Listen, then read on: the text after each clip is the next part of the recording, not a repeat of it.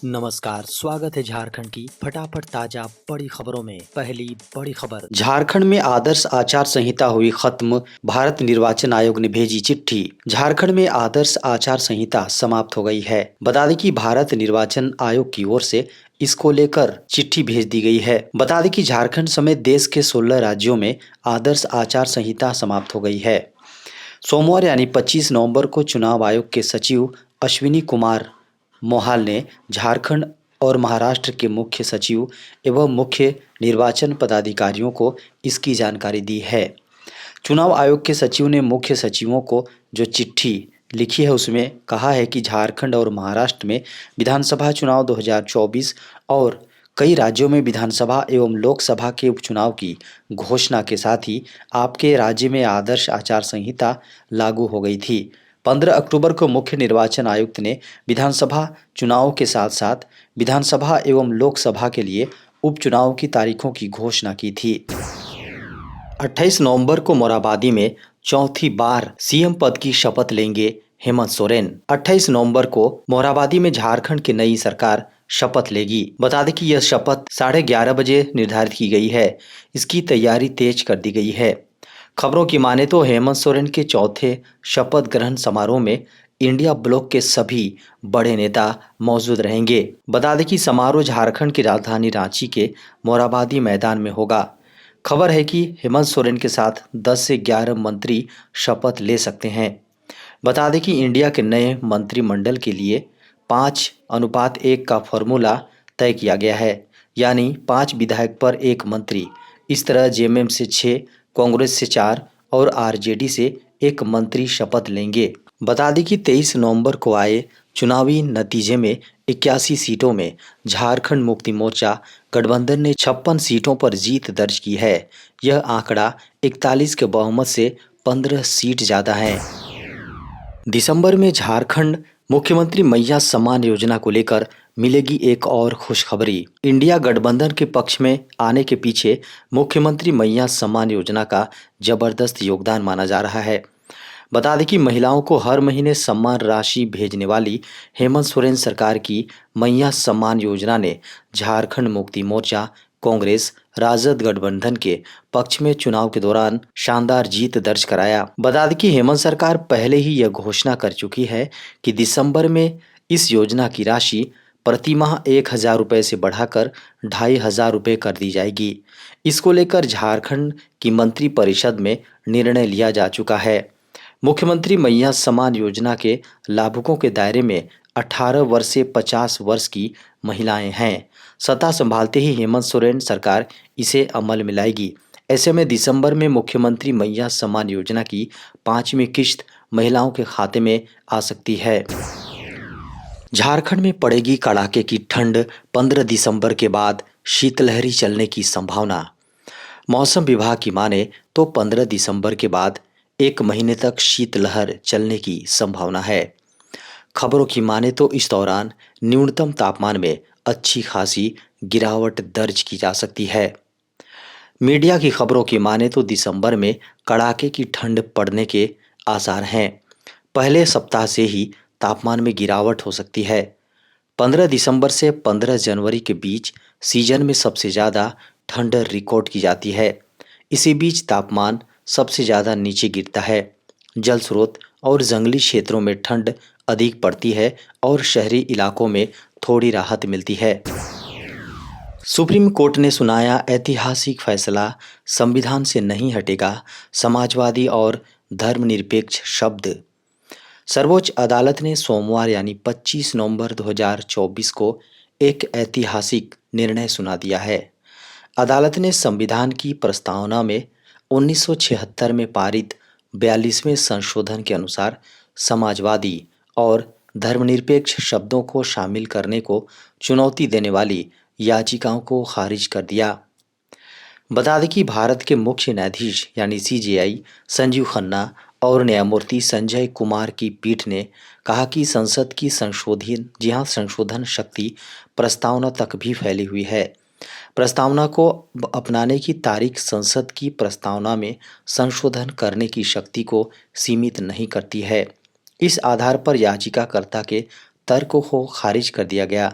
CJI ने सुनवाई के दौरान कहा, लगभग इतने साल हो गए हैं, अब इस मुद्दे को क्यों उठाया जा रहा है। बता दें कि इससे पहले पीठ ने याचिकाकर्ताओं की इस मामले को एक बड़ी पीठ को भेजने की याचिका को खारिज कर दिया था। झारखंड में बदलेगा मौसम का मिजाज, 28 नवंबर तक छाए रहेंगे बादल। मौसम विभाग की माने तो बंगाल की खाड़ी में बन रहे लो प्रेशर एरिया के कारण झारखंड में मौसम का मिजाज बदल रहा है। बता दें कि 25 नवंबर की सुबह से ही झारखंड के कई इलाकों में धुंध और हल्के बादल छाए रहेंगे। बता दें कि मौसम विभाग की माने तो दक्षिण पश्चिम से आने वाली ठंडी हवाएं झारखंड में ठंड बढ़ाने का कारण बनेगी। वहीं 28 नवंबर तक झारखंड में बादल छाए रहने की संभावना है, जिसके बाद ठंड और तेज हो सकती है। बता दें कि अगले कुछ दिनों में झारखंड के कई इलाकों में न्यूनतम तापमान 8 से 9 डिग्री सेल्सियस तक गिर सकता है। झारखंड का सबसे ठंडा जिला गढ़वा रहा, जहां रविवार को न्यूनतम तापमान 10.6 डिग्री सेल्सियस रिकॉर्ड किया गया है। वहीं पाकुड़ और सरायकेला में सबसे अधिक 28.9 डिग्री सेल्सियस तापमान दर्ज किया गया। न्यूनतम तापमान में भी गिरावट देखने को मिली। 1 दिसंबर से देश भर में बदल जाएंगे कई नियम, मोबाइल नंबर से लेकर पेमेंट तक पर पड़ेगा असर। भारत में 1 दिसंबर 2024 से कुछ अहम नियम लागू होने जा रहे हैं, जो टेलीकॉम सेक्टर और क्रेडिट कार्ड उपयोगकर्ताओं को प्रभावित कर सकते हैं। इन बदलावों का उद्देश्य उपभोक्ताओं को बेहतर सेवाएं देना और उनकी सुरक्षा को बढ़ाना है। 1 दिसंबर से telecom regulatory authority of India यानी ट्राई के नए नियमों के तहत सभी व्यावसायिक संदेशों को ट्रेस करना अनिवार्य होगा। इसका मुख्य उद्देश्य स्पैम और धोखाधड़ी संदेशों को कम करना है, खासकर उन संदेशों को जो ओटीपी का गलत इस्तेमाल करते हैं। ट्रेसेबिलिटी की इस ज़रूरत से यह सुनिश्चित होगा कि सभी व्यावसायिक संदेश जो टेलीमार्केटर्स या कंपनियों द्वारा भेजे जाते हैं वो ट्रेस किए जा सके। यदि कोई संदेश ट्रेस नहीं हो पाएगा तो उसे ब्लॉक कर दिया जाएगा। इसका मुख्य उद्देश्य उपभोक्ताओं को धोखाधड़ी और फिशिंग हमलों से बचाना है। अगर कोई कंपनी या टेलीमार्केटर इन नए नियमों का पालन नहीं करता है तो उसे सख्त सज़ा का सामना करना पड़ सकता है, जिसमें मोबाइल नंबर का ब्लैक लिस्ट होना शामिल है। अचानक ठप हुआ व्हाट्सएप, लोग नहीं भेज पा रहे मैसेज, यूजर्स ने काटा बवाल। दुनिया भर के व्हाट्सएप यूजर्स को परेशानी हो रही है। बहुत से लोगों को व्हाट्सएप वेब पर लॉगिन करने में दिक्कत हो रही है। इस दिक्कत के कारण से लोग न तो व्हाट्सएप वेब पर जुड़ पा रहे हैं और न ही मैसेज भेज पा रहे हैं। इस वजह से सोशल मीडिया पर बहुत सारे लोग परेशानी जाहिर कर रहे हैं।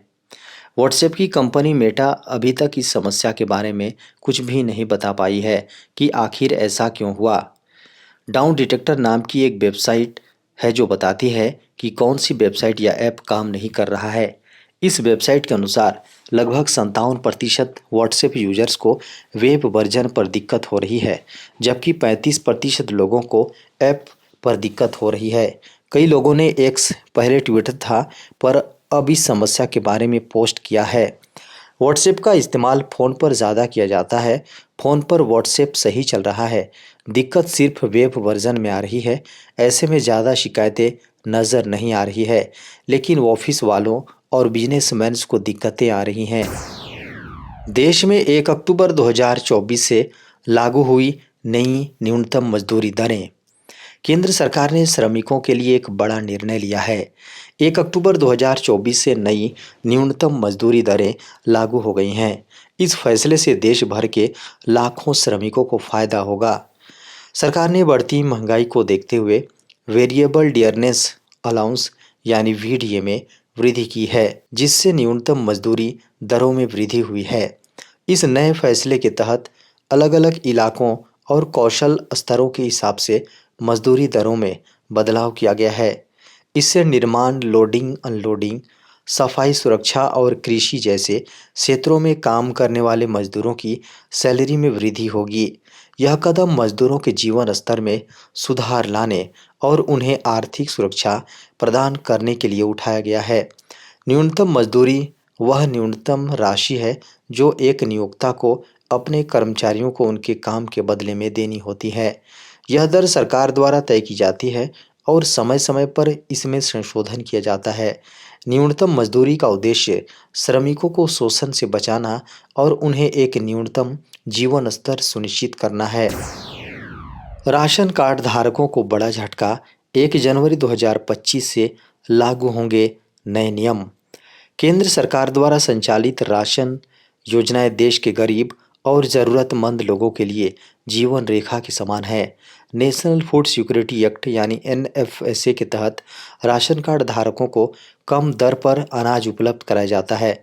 लेकिन अब सरकार ने राशन कार्ड पर मिलने वाले राशन की मात्रा और नियमों में बदलाव कर दिया है, जो 1 जनवरी 2025 से लागू होंगे। खबरों की माने तो राशन कार्ड पर पहले जहां 1 यूनिट में 3 किलो चावल और 2 किलो गेहूं दिया जाता था, अब इसे बदलकर 2 किलो गेहूं और 2.5 किलो चावल कर दिया गया है। इसका मतलब है कि चावल की मात्रा में आधा किलो की कटौती हुई है, जबकि गेहूं की मात्रा आधा किलो बढ़ाई गई है। खबरों की माने तो अंत्योदय राशन कार्ड धारकों को मिलने वाले राशन में भी संशोधन किया गया है। पहले उन्हें 14 किलो गेहूं और 21 किलो चावल मिलता था, लेकिन अब यह बदलकर 18 किलो चावल और 17 किलो गेहूं कर दिया गया है।